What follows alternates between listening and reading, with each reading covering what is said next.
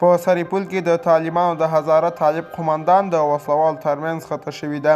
سلام ستړي مه شئ، وخت مو بخیر. په لوی افغانستان چینل کې د تا ښه راغلاست وایم. د نویو تازه خبرونو دپاره لوی افغانستان چینل سبسکرایب کړئ.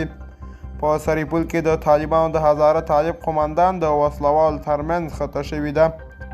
د سرپل ولایت له بلخاب ولسوالۍ څخه د طالبانو د هزاره طالب قومندان مولوي مهدي مجاهد د وسلوال ترمنځ خطه راپور رارسېدلی ده. د طالبانو په لیک کې د خپلمنځي اختلافات اوازې نورې له پردې وتلي دي. د سرپل ولایت په بلخاب ولسوالۍ کې د طالبانو یوازینی هزاره قومندان مولوي مهدي مجاهد ته یوې نږدې سرچینې د موضوع د امنیت حساسیت له وجې نه غواړي نوم یې په راپور کې راشي.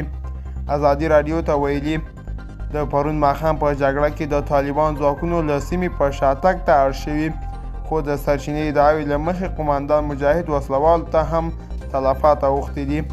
دوستانو دا زموږ د دې ساعت چمتو کړه خبر. تر بیا ښې چارې.